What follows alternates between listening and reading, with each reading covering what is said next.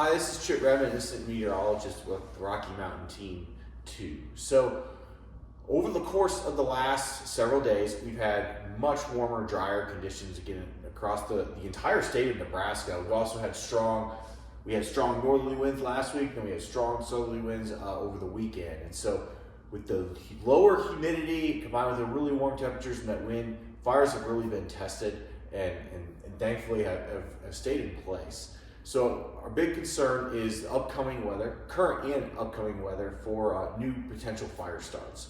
Today, on Monday, March 30th, we've got southerly winds across most of the central and eastern part of the state, and more westerly winds in the west, and very low humidity again for all but the far southeast, where they're going to see some more moderated temperature, more moderated humidity conditions.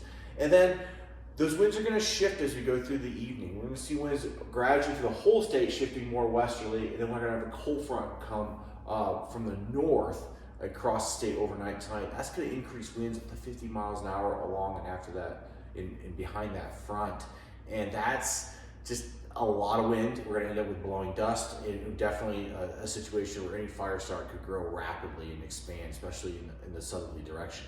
Additionally, despite the dry conditions today, we've got a lot of cloud cover in the mid to high levels, and that is going to result in maybe a few scattered virga showers or rain that's not quite reaching the ground, but that could also produce a lightning strike or two. So that would be a concern, especially for western Nebraska and into the sand hills as you go into the evening tonight.